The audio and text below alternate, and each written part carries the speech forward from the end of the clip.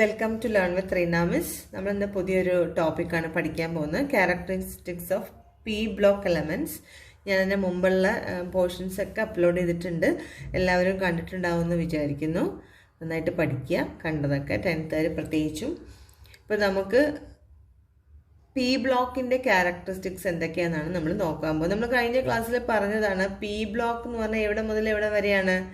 P block എന്ന് പറഞ്ഞാൽ group number 13 to group number 18 ആണ് നമ്മൾ പി ബ്ലോക്ക് എലമെൻറ്റ്സ് എന്ന് പറയാം. കാരണം എന്തായിരുന്നു, ഇവരുടെ എല്ലാം ലാസ്റ്റ് സബ്ഷെല്ല് ഇത് P1, P2, P3, P4, P5, P6 അങ്ങനെ ഇലക്ട്രോൺസ് വരിക. അപ്പോൾ എല്ലാ എലമെൻറ്റ്സിൻ്റെയും ലാസ്റ്റ് സബ്ഷെൽ എന്ന് പറയുന്നത് പി ആണ്.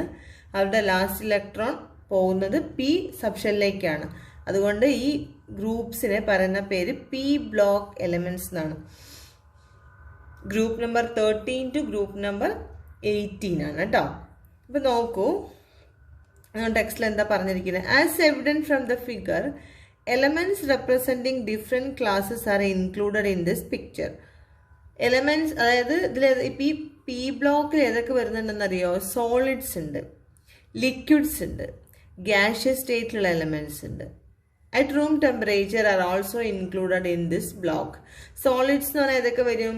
ഈ അലുമിനിയം, ഗാലിയം, ഇന്ത്യൻ താലി, ഇതൊക്കെ നമുക്ക് ലെഡ്, ഇതൊക്കെ നമുക്ക് എന്ത് വരും? ഇത് സ്റ്റാനം ആൻഡ് ലെഡ്. ഇതൊക്കെ നമുക്ക് ഗാലിയം എന്ന് പറഞ്ഞാൽ ശ്രദ്ധിക്കേണ്ട കാര്യം എന്താ വെച്ചാൽ ഇത് സാധാരണ സോളിഡ് സ്റ്റേറ്റ് ആണ്, പക്ഷെ അല്പം ചൂടുള്ള ദിവസങ്ങളിൽ ഗാലിയം ലിക്വിഡ് സ്റ്റേറ്റിലായിരിക്കും. പെട്ടെന്ന് മെൽറ്റ് ചെയ്യുന്ന ഒരു മെറ്റലാണ് ഗാലിയം എന്ന് പറഞ്ഞാൽ കേട്ടോ. അപ്പം ഇത് സോളിഡ്സ് ആണ്. ദെൻ ലിക്വിഡ്സ് വരുന്നുണ്ട്. ദെൻ എന്ത് വരുന്നുണ്ട്? ഗ്യാഷ്യസ് സ്റ്റേറ്റിലുള്ള എലമെൻറ്റ്സ് വരുന്നുണ്ട്. ലിക്വിഡ്സ് ബ്രോമിൻ, അതുപോലെ തന്നെ ഗാലിയം, ഇതൊക്കെ ലിക്വിഡ്സ് ആണ്. ദെൻ ഗ്യാഷ്യസ് സ്റ്റേറ്റിൽ നിങ്ങൾക്ക് അറിയാം ഇഷ്ടം പോലെ ഉണ്ട് ഗ്യാസ്. അതൊക്കെയാണ് ഓക്സിജൻ, ഫ്ലൂറിൻ, ക്ലോറിൻ, ഇതൊക്കെ എന്താണ് അതുപോലെ ഈ 18th ഗ്രൂപ്പിലുള്ളവർ. അപ്പം അധികവും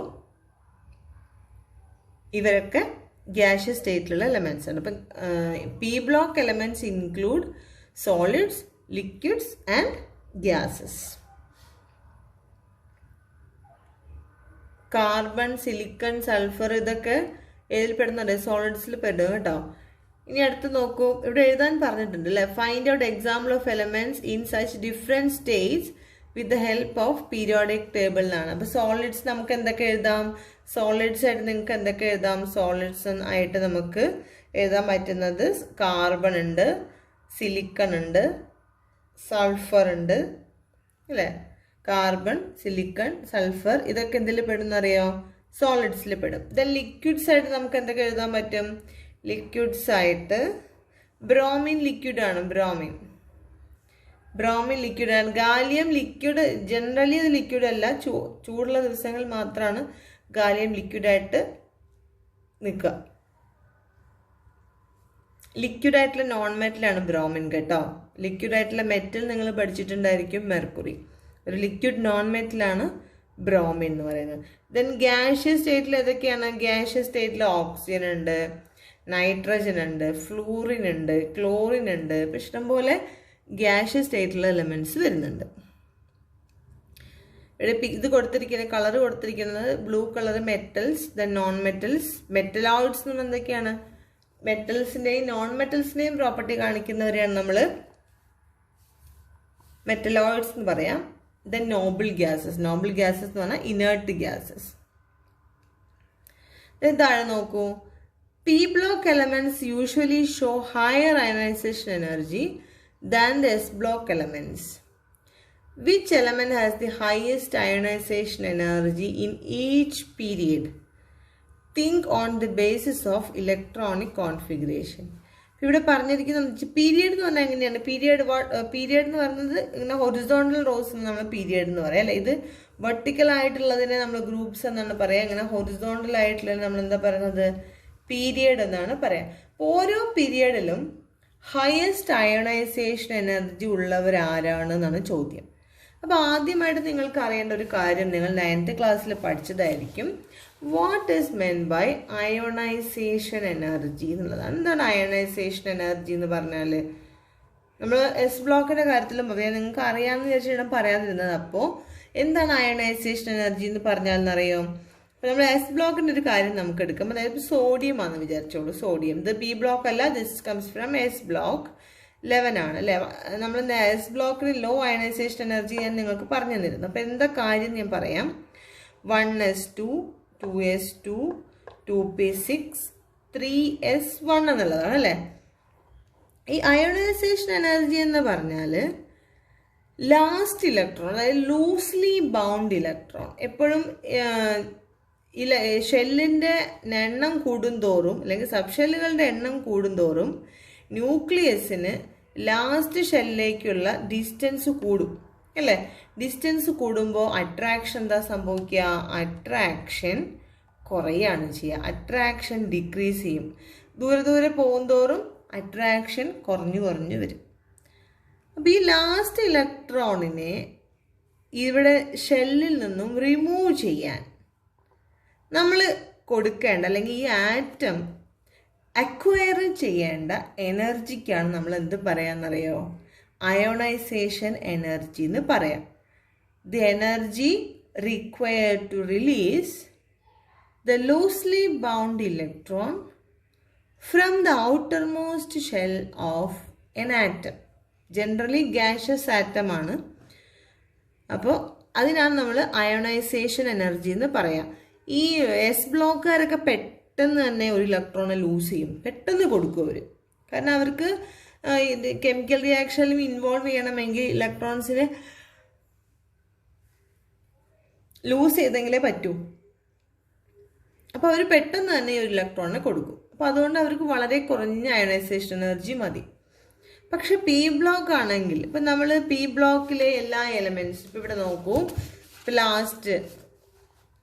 ലാസ്റ്റ് വരെ ഇപ്പം 18th അവിടെ നിൽക്കട്ടെ, ഇവരെല്ലാവരും ഫുൾഫിൽഡ് ആണ് കേട്ടോ. ഫുൾഫിൽഡ് ആയിട്ടുള്ള ഗ്രൂപ്പാണ് 18th ഗ്രൂപ്പ്. കാരണം അവർ ഇനേർട്ട് ഗ്യാസസ് ആണ്, അവർ കെമിക്കൽ റിയാക്ഷനിലൊന്നും പങ്കെടുക്കില്ല. 17th നോക്കൂ. Fluorine, chlorine, bromine, iodine, അസറ്റാറ്റിൻ. ഇവര് കെമിക്കൽ റിയാക്ഷനിൽ ഇൻവോൾവ് ചെയ്യും. പക്ഷെ ഇൻവോൾവ് ചെയ്യുമ്പോൾ എന്താ ചെയ്യുക? ജനറലി ദേ ഗെയിൻ ഇലക്ട്രോൺസ്. ഫ്ലൂറിൻ ആണെങ്കിലും ക്ലോറിൻ ആണെങ്കിലും. ഇപ്പോൾ ഫ്ലൂറിൻ്റെ അറ്റോമിക് നമ്പർ എന്ന് പറയുന്നത് 9 ആണ്. ഇപ്പോൾ ഫ്ലൂറിൻ്റെ അറ്റോമിക് നമ്പർ 9 ആണെങ്കിൽ നമ്മൾ 1s2 2s2 2p5 എന്നാണ് എഴുതുക അല്ലേ. 1s2 2s2 2p5. അതായത് ഇതിൽ ഈ 5 ഇലക്ട്രോണിന് ഒരൊറ്റ ഇലക്ട്രോണും കൂടെ കിട്ടിക്കഴിഞ്ഞാൽ 2p6 ആയി. 6 ആയി കഴിഞ്ഞാൽ പി കംപ്ലീറ്റ് ആയല്ലോ. അപ്പോൾ അവരെപ്പോഴും ജനറലി ദേ ഗെയിൻ ഇലക്ട്രോൺസ്. അപ്പോൾ ഇവരങ്ങനെ ഇലക്ട്രോൺസിന് ഒരിക്കലും കൊടുക്കില്ല. അപ്പോൾ ഇതിൽ നിന്ന് ഇലക്ട്രോൺ നമ്മൾ എടുക്കണമെങ്കിൽ high amount of energy is required. അതായത് അയണൈസേഷൻ എനർജി വളരെ വളരെ കൂടുതലായിരിക്കും. ഏതിൻ്റെ കേസിൽ? പി ബ്ലോക്കിലെ എലമെൻസിൻ്റെ കേസിൽ. ഈ പി ബ്ലോക്കിൽ തന്നെ എന്ത് സംഭവിക്കും? ഇപ്പോൾ ഓക്സിജൻ ആണെങ്കിൽ ഇപ്പം നിങ്ങൾക്ക് പറയാം, ഓക്സിജൻ ആണെങ്കിൽ ലാസ്റ്റിൽ P4 എന്നാണ് വരിക. ഫ്ലൂറിൻ ആണെങ്കിൽ P5 എന്നാണ് വരിക. നിയോൺ ആണെങ്കിൽ P6 ആയി, കംപ്ലീറ്റ് P ആയി. അപ്പോൾ എപ്പോഴും അങ്ങോട്ട് റൈറ്റ് സൈഡിലേക്ക് പോകുന്തോറും ആറ്റത്തിൻ്റെ സൈസ് കുറഞ്ഞു വരും. അതായത് ഔട്ടർ മോസ്റ്റ് ഇലക്ട്രോണിൻ്റെ എണ്ണം കൂടി വരുന്ന ആറ്റത്തിൻ്റെ സൈസ് കുറഞ്ഞു വരും. അപ്പോൾ എന്ത് സംഭവിക്കുന്ന അറിയോ? അയണൈസേഷൻ എനർജി കൂടുതൽ വേണം, എങ്കിൽ മാത്രമേ ഇവർ ഇലക്ട്രോണെ റിലീസ് ചെയ്യുള്ളൂ. Generally they never release electrons. Release ചെയ്യണമെങ്കിൽ തന്നെ എന്ത് വേണം? High amount of ionisation energy വേണം. അപ്പോൾ നമ്മളോട് ചോദിച്ച ചോദ്യം എന്താണ്? Which element has the highest ionisation energy in each period എന്നാണ്. ജനറലി പറഞ്ഞാൽ നമുക്ക് 18th ആണ്. ഈ 18th എല്ലാവർക്കും high amount of ionisation energy വേണം.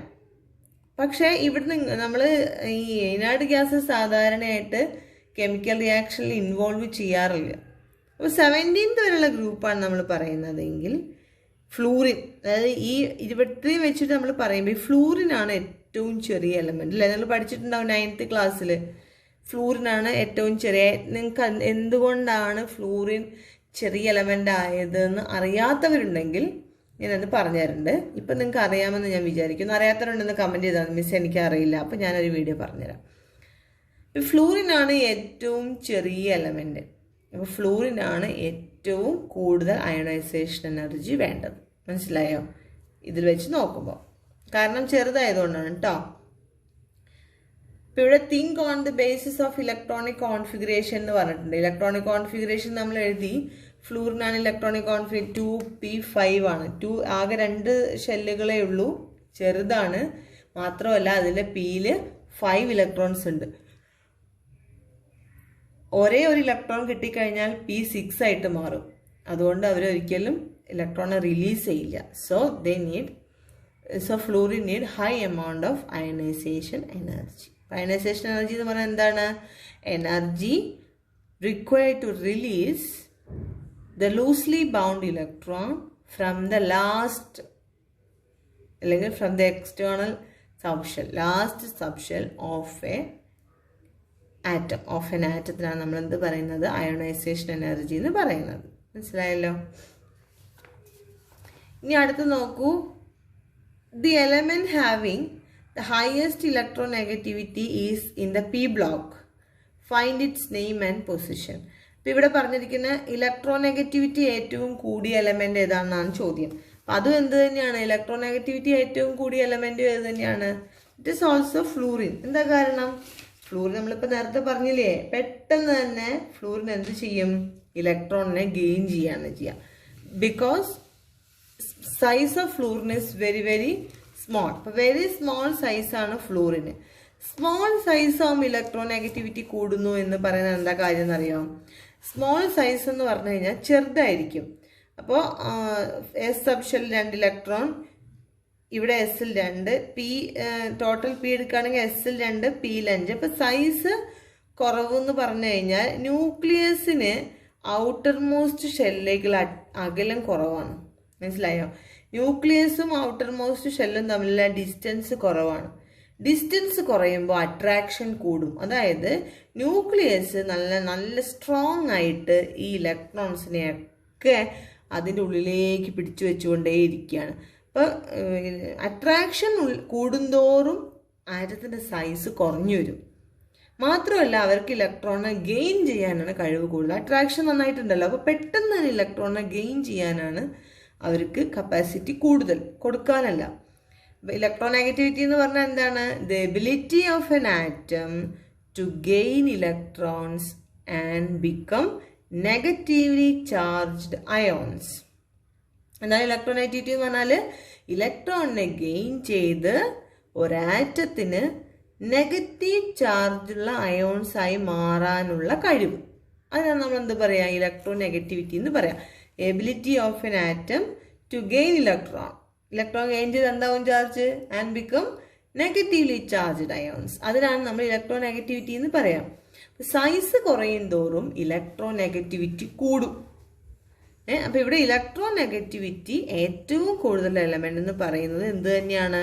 ഫ്ലൂറിൻ തന്നെയാണ്. മനസ്സിലായോ? അപ്പോൾ സൈസ് ഏറ്റവും കുറവാണ്, ഇലക്ട്രോനെഗറ്റിവിറ്റി ഏറ്റവും കൂടുതൽ ഫ്ലൂറിനാണ്. അയോണൈസേഷൻ എനർജിയും ഏറ്റവും കൂടുതൽ വേണ്ടത് ഫ്ലൂറിന് തന്നെയാണ്. അപ്പോൾ ഈ ഫ്ലൂറിൻ്റെ കേസ് പറഞ്ഞ ജനറലായിട്ട് നമുക്ക് പി ബ്ലോക്കിൻ്റെ കാര്യം പറയാം. P block elements, most P block എലമെന്റ്സും എന്താണ്? Ionization energy, high ionization energy ഉള്ളവർ തന്നെയാണ്. മനസ്സിലായി? അവർക്ക് ഇലക്ട്രോനെഗറ്റിവിറ്റിയും ഉള്ളവർ തന്നെയാണ് പി ബ്ലോക്ക് എലമെന്റ്സ്. ഓക്കെ, അപ്പോൾ ഇവിടെ ഇനി അടുത്ത് നോക്കൂ. Analyze the general characteristics of p-block elements and prepare a note on this. ഇപ്പം നമ്മൾ എന്തൊക്കെയാണ് ജനറൽ ആയിട്ടുള്ള കാര്യങ്ങൾ പഠിച്ചത്? പി ബ്ലോക്ക് എലമെന്റിന്റെ ജനറൽ ആയിട്ടുള്ള കാര്യങ്ങൾ. ഫസ്റ്റ് വൺ നമ്മൾ പറഞ്ഞു, it contain solid, liquids and gases. സോളിഡും ഉണ്ട്, ലിക്വിഡ് ഉണ്ട്, ഗ്യാസ് ഉണ്ട് പി ബ്ലോക്ക് എലമെന്റ്സിന്. പിന്നെ രണ്ടാമത്തെ കേസിൽ നമ്മൾ പറഞ്ഞു ഹൈ അയോണൈസേഷൻ എനർജിയാണ് മിക്കവർക്കും വേണ്ടത്. Then high electronegativity. Electronegativity high എന്ന് പറയുമ്പോൾ ഓട്ടോമാറ്റിക്കലി ഇലക്ട്രോ പോസിറ്റിവിറ്റി ലെസ് ആവും കേട്ടോ. അതായത് കൊടുക്കാനുള്ള കഴിവ് കുറയും. വാങ്ങാനുള്ള കഴിവ് കൂടുമ്പോൾ കൊടുക്കാനുള്ള കഴിവ് കുറയും. ഹൈ ഇലക്ട്രോ നെഗറ്റിവിറ്റിയാണ്. പിന്നെ അവർ generally they form a negatively charged ions. ഇപ്പം എപ്പോഴും വാങ്ങല്ലേ ചെയ്യുക, നെഗറ്റിവിറ്റി അല്ലേ കൂടുതൽ. അപ്പോൾ അവരെന്താ ഫോം ചെയ്യാൻ? Generally they form negatively charged ions. അപ്പോൾ നിങ്ങളിതൊക്കെ ജസ്റ്റ് ഒന്ന് നോട്ട് ചെയ്ത് വെച്ചേക്കണം കേട്ടോ. ഞാൻ ചെറിയ ക്ലാസ്സിലൊക്കെ ഞാനിങ്ങനെ ഒരു ബോർഡിൽ എഴുതി കാണിക്കാറുണ്ട്. വലിയ കുട്ടികളാണ്, നിങ്ങൾക്ക് അതിൻ്റെ ഒന്നും ആവശ്യമില്ല എന്ന് എനിക്ക് തോന്നുന്നു. പറയുമ്പോൾ തന്നെ നോട്ട് ചെയ്ത് വെച്ചാൽ മതി. ഇവിടെ ടേബിൾ കൊടുത്തിട്ടുണ്ട്. പിന്നെ അത് നിങ്ങൾക്ക് വേണമെങ്കിൽ പി ബ്ലോക്കിൻ്റെ ക്യാരക്ടറിസ്റ്റിക്സിൽ ഒരു കാര്യം കൂടെ പറയാം കേട്ടോ. മെറ്റാലിക് ക്യാരക്ടർ കുറവാണ്. Metallic character means ability to lose electrons ആണ്. അപ്പോൾ മെറ്റാലിക് ക്യാരക്ടേഴ്സ് വെരി ലെസ് എന്ന് വേണമെങ്കിൽ പറയാം. കാരണം അവരങ്ങനെ ഇലക്ട്രോൺസിനെ കൊടുക്കുന്നവരല്ല, അതുകൊണ്ട്. പിന്നെ അവരുടെ ഓക്സിഡേഷൻ സ്റ്റേറ്റ് എപ്പോഴും നെഗറ്റീവ് ആയിരിക്കും. Because they always gain electron. Oxidation state will be negative. ഇനി നോക്കൂ, എലമെന്റ് ഒരു എക്സ് എന്നൊരു എലമെന്റ് ഉണ്ട്. അതിന്റെ outer most electronic configuration 3s2 ആണ്. 3s2 എന്ന് പറയുമ്പോൾ 1s2 2s2 2p6 കഴിഞ്ഞിട്ടാവും 3s2 വന്ന് അല്ലേ. അപ്പോൾ നോക്കൂ, 1s2 2s ഇവിടെ എഴുതി വെച്ചിട്ടുണ്ട് കേട്ടോ. 1s2 2s2 2p ഞാൻ വേറെ എഴുതി കാണിക്കാം. ഏതോ ഒരു കുട്ടി എൻ്റെ പഴയ ബുക്കാണ്, അപ്പം നിങ്ങൾ അങ്ങനെ ഇപ്പോൾ കോപ്പി അടിക്കണം. അപ്പം നമുക്ക് സ്വയം എഴുതാം. എന്താണ് എക്സിൻ്റെ അറ്റോമിക് നമ്പർ തന്നിട്ടില്ല. Outer most electronic configuration 3s2 തന്നിട്ടുണ്ട്. അപ്പോൾ നമ്മൾ എങ്ങനെ എഴുതുക? തന്നാലേ 1s2 2s2 2p6 3s2 അങ്ങനെ എഴുതാം. 2s2 3p. ഇപ്പം എത്രയായി? 2 + 2 4 4 + 6 10 + 2 12. അപ്പം അറ്റോമിക് നമ്പർ എത്രയാണ്? അറ്റോമിക് നമ്പർ Z എന്നൊരു കോളം ഇവിടെയുണ്ട്. Atomic number will be 12. Then അടുത്ത കോളത്തിൽ പീരിയഡ്, ഗ്രൂപ്പ്, ബ്ലോക്ക് മൂന്നും എഴുതണം. പീരിയഡ് എഴുതണം, ഗ്രൂപ്പ് എഴുതണം, ബ്ലോക്ക് എഴുതണം. വളരെ എളുപ്പമാണ്. നമ്മൾ എങ്ങനെ പഠിച്ചിട്ട് ബ്ലോക്കാണ് നമ്മൾ എന്താ പഠിച്ചത്? ഇങ്ങനെ ചോദ്യം വരുമ്പോൾ ആദ്യം ബ്ലോക്കാട്ടോ കാണേണ്ടത്. ബ്ലോക്ക് കാണാൻ നമ്മൾ എന്താ ചെയ്യേണ്ടതെന്ന് വെച്ചിട്ടുണ്ടെങ്കിൽ, ഇത് ലാസ്റ്റ് എസ് അല്ലേ, എസ്സിൽ 2 ഇലക്ട്രോൺ ആണ്. അപ്പം എസ് ആണ് ലാസ്റ്റ്. എസ് വന്നാൽ നമ്മൾ ഏതാ ബ്ലോക്ക്? S block. ഒരൊറ്റ സെക്കൻഡ് ഇടും. ഞാനിവിടെ ഒരു കാര്യം പറയാൻ നിങ്ങൾക്ക് വിട്ടുപോയോ എന്ന് ഞാനിവിടെ ഒരു ചെറിയ കാര്യം നിങ്ങൾക്ക് പറഞ്ഞു. ഒരു പേജ് നമ്മൾ വിട്ടുപോയിട്ട് പറയാനായിട്ട് ഞാൻ ഇവിടെ മുതലാണ് തുടങ്ങിയത് അല്ലേ. അത് കഴിഞ്ഞിട്ട് ഞാൻ പറഞ്ഞുതരാം. ഇവിടെ ഒരു ചെറിയ കാര്യം പറയാനുണ്ട് കേട്ടോ. എങ്ങനെയാണ് പി ബ്ലോക്കിൻ്റെ ഇപ്പം തന്നെ പറയാം. നോക്കൂ, ഇവിടെ പി ബ്ലോക്കിൽ ഗ്രൂപ്പ് നമ്പർ എലമെന്റ്സ് കൊടുത്തിട്ടുണ്ട്. പി ബ്ലോക്കിൽ എലമെന്റ്സ് ആണ് boron, carbon, nitrogen, oxygen, fluorine, neon. നിങ്ങൾക്ക് അറിയുന്നതാണ്. അറ്റോമിക് നമ്പർ തന്നു കഴിഞ്ഞാൽ എഴുതാൻ അറിയില്ലേ? ബോറോൺ ആണെങ്കിൽ 1s2 2s2 2p. Outer most subshell configuration ആണ് ഈ കൊടുത്തിരിക്കുന്നത് 2s2 2p1. ഇത് ബോറോണിന്റെ അറ്റോമിക് നമ്പർ 5 ആണ് കേട്ടോ. അപ്പോൾ 1s2 2s2 2p1. Then carbon 6 1s2 2s2 2p2. Then nitrogen 7 1s2 2s2 2p3. 1s2 ഒന്നിലും എഴുതിയിട്ടില്ല. ഇനി ഇവരുടെയൊക്കെ ഗ്രൂപ്പ് നമ്പർ എങ്ങനെയാണ് കണ്ടുപിടിക്കുക എന്നുള്ളതാണ്. ഗ്രൂപ്പ് നമ്പർ കണ്ടുപിടിക്കാൻ നമ്മൾ എന്താ ചെയ്യേണ്ടതെന്ന് വെച്ചിട്ടുണ്ടെങ്കിൽ, ലാസ്റ്റ് പി ബ്ലോക്ക് ആദ്യം കാണണം. ആരുടെ ഗ്രൂപ്പ് കാണാൻ പറഞ്ഞാലും നമ്മൾ ആദ്യം ബ്ലോക്കാണ് കാണേണ്ടത്. അപ്പം ലാസ്റ്റ് സബ്ഷെൽ പി ആണെങ്കിൽ പി ബ്ലോക്ക് ആണെന്ന് ഉറപ്പാണ്. ആ പി ബ്ലോക്കിൽ ഇലക്ട്രോണിൻ്റെ എണ്ണം +12 12 എന്ന് ചേർത്ത് കൊടുത്താൽ മതി. കാരണം എന്ന് വെച്ചിട്ടുണ്ടെങ്കിൽ പി ബ്ലോക്ക് തുടങ്ങുന്നത് 13 മുതൽക്കാണ്. അപ്പം അതിൻ്റെ മുമ്പ് 12 ഗ്രൂപ്പ് വേറെ ഇല്ലേ. അപ്പോൾ അതുകൊണ്ടാണ് നമ്മൾ +12 എന്ന് ചേർക്കുന്നത്. മനസ്സിലായോ? അപ്പം ഇവിടെ അപ്പം നൈട്രജൻ അല്ലെങ്കിൽ ഓക്സിജൻ, ഇപ്പം ഞാൻ നിയോൺ എഴുതുകയാണ്. നിയോണിൻ്റെ 10 ആണ്. അപ്പം നമ്മൾ എങ്ങനെ എഴുതുക? 10 ആണെങ്കിൽ നമ്മൾ എങ്ങനെ എഴുതുക? 1s2 2s2 2p6 അല്ലേ, 10 ആയി. അപ്പം പി ലാസ്റ്റ് പി വന്നോണ്ട് ഇത് പി ബ്ലോക്ക് ആണെന്ന് ഉറപ്പാണ്.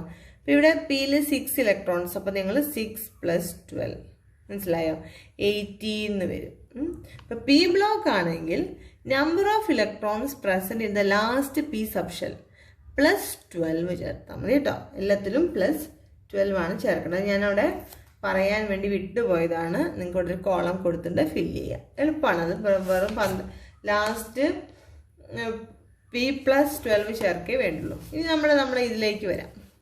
ഇതിൽ നോക്കൂ, എസ് സബ്ഷെല്ലാണ്. എസ് സബ്ഷെല്ലാണെങ്കിൽ നമ്മൾ പഠിച്ചിട്ടുണ്ട്. എങ്ങനെയാ അതിൻ്റെ ഗ്രൂപ്പും പീരിയഡും കണ്ടുപിടിക്കുക? ഗ്രൂപ്പ് എന്തായിരിക്കും? എസ്സിൽ 1 വന്ന ഫസ്റ്റ് ഗ്രൂപ്പ്, എസ്സിൽ 2 വന്ന സെക്കൻഡ് ഗ്രൂപ്പ്. വളരെ എളുപ്പമാണ്.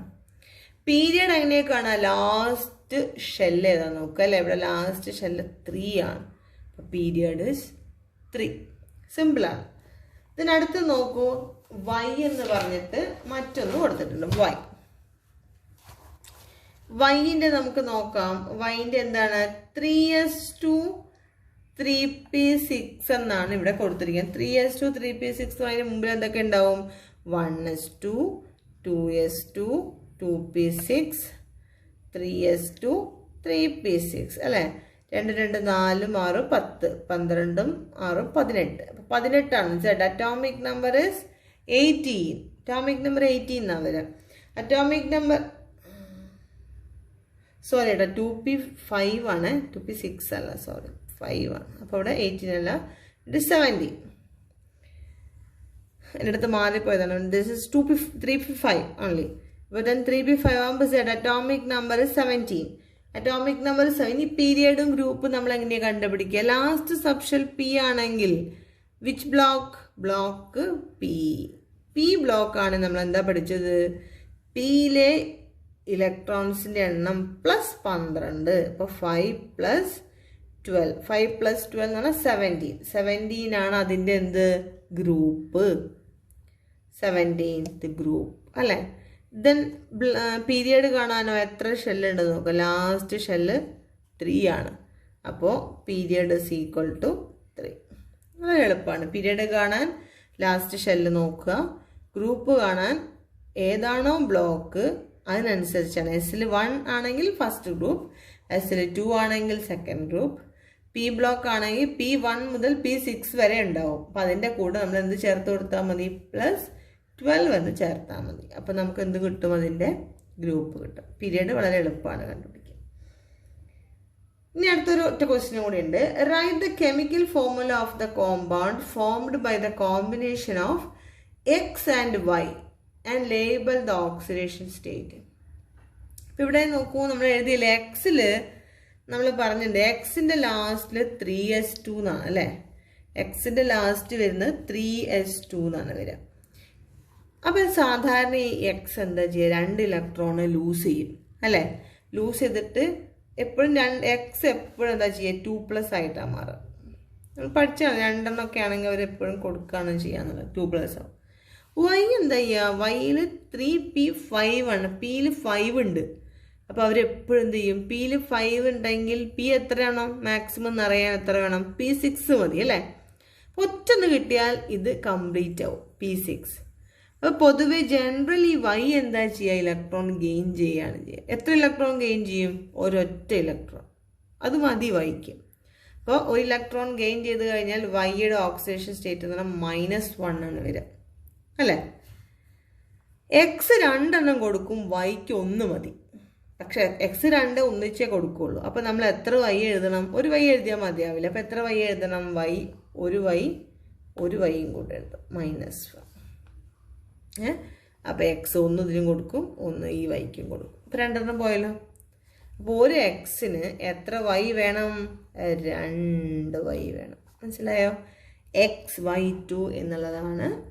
ഇങ്ങനെ ഒരു എക്സും വൈയും ആണെങ്കിൽ അവർ ജനറലി ഫോം ചെയ്യുന്ന ഫോർമുല, കോമ്പൗണ്ടിൻ്റെ ഫോർമുല എന്തായിരിക്കും? XY2 ആയിരിക്കും. മനസ്സിലായോ? സിമ്പിൾ. അപ്പം ഇത്രയാണ് പി ബ്ലോക്കിൻ്റെ കാര്യങ്ങൾ. അപ്പം നിങ്ങൾ നന്നായി ടെക്സ്റ്റ് ഒന്ന് വായിക്കുക, വീഡിയോ കാണുക. എന്തെങ്കിലും ഡൗട്ട്സ് ഉണ്ടെങ്കിൽ നിങ്ങൾ താഴെ കമൻ്റ് ഇട്ട് കഴിഞ്ഞാൽ ഞാൻ അടുത്ത ക്ലാസ്സിൽ ആ കമൻറ്റ് ക്ലിയർ ചെയ്ത് തരും കേട്ടോ. ഓക്കെ, അപ്പോൾ തൽക്കാലം ഞാനിപ്പോൾ നിർത്തുകയാണ്. ഇനി ഡി ബ്ലോക്ക് തൊട്ട് അടുത്ത ക്ലാസ്സിൽ തന്നെ പറഞ്ഞുതരാം. അപ്പോൾ ഇതെങ്ങനെ സ്റ്റോപ്പ് ചെയ്യാം?